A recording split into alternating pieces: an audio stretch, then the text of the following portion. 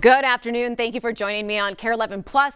We're looking at a weather impact alert day due to heavy rain. The risk for severe weather, that looks lower than it did even this morning, partially because we had a round of storms move through mid to late morning, and that kind of tapped out the atmosphere, at least across most of central Minnesota and the metro, for that risk for severe weather. And I'll show you how that has changed in just a moment here. But we do still have our weather impact alert in place now through noon tomorrow because of the rain. It's 2 to 4 inches of rainfall. That's enough where we are going to be looking at that risk for flooding. And we are going to be talking about, there we go, there's that graphic. We've got a flood watch in place as we head into tonight. That's in place now through tomorrow morning. Past the morning, it's not that we're dry, it's just that the rain is going to be tapering and lighter after we head through the morning commute. So we still have that impact alert into noon just because we have some residual rainfall, but the heaviest is now through tomorrow early morning. So the flood watch is across central Minnesota, southern Minnesota, and most of western Minnesota. 2 to 4 inches of rain, that's likely, locally 4+. When we're talking about that sort of rainfall on the tail of such an incredibly wet June for central Minnesota, excessive rainfall is going to lead to localized flooding. And that's going to be especially the case across central and southern Minnesota, to a lesser extent up north, and that's actually where we need the rain. That's where we have dry conditions, abnormally dry. Since this morning, there have been changes with this excessive rainfall, the slight risk here, which is up from the lowest risk, which is in green. And this has extended northward since this morning as well. Now that's approaching Brainerd to Alexandria, as well as Duluth, when it was just a little bit shy of that earlier today. So there has been a northerly shift. We're still looking at now some rain that will lift farther northwards, just about towards Grand Rapids and Bemidji. Still lower totals there, if anything at all, but that is at least possible for parts of northern Minnesota to see some of the rain. Here's a look at our severe weather outlook. Earlier this morning, the Storm Prediction Center had us in this green category extending towards just about St. Cloud, most of western Minnesota, and most of the metro. And now that's dropped southward. This category, that 2 out of 5, the slight risk, that also has dropped substantially, pretty much non-existent across southwestern Minnesota. More so a concern for south central Minnesota and southeastern. And that's a narrow time window too. This looks to be late afternoon through about 7 o'clock.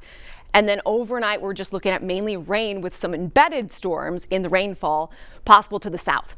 For the Twin Cities, while the Storm Prediction Center has us in that possibility for an isolated severe storm, I really do mean isolated because I do not expect any sort of widespread storm chance, even for the South Metro. The severe weather outlook that we have overnight is going to be a concern mainly to southern Minnesota. There's some potential for rotation. Wouldn't be long track, we wouldn't be looking at an outbreak, but there is some chance for an isolated tornado, weak and short-lived most likely, in that area where we have that slight risk towards Mankato, as well as towards Albert Lea and towards Rochester. Hail's not a big threat here with this round of rain. We do have the potential for some damaging winds that could skirt the metro here with some of those storms possible overnight, but most of what we're going to see is going to be rain.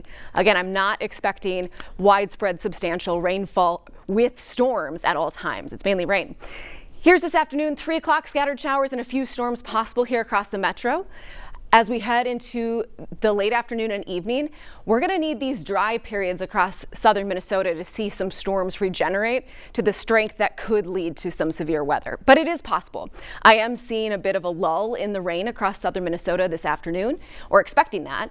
And so that's going to lead to the chance for some redevelopment into the evening. Here's 5 o'clock. These are strengthening storms that could end up being severe, but it's not a guarantee. It's pretty conditional. Short window of time for it. 7 o'clock, isolated severe storm here, maybe a quick or short-lived tornado hugging I-90.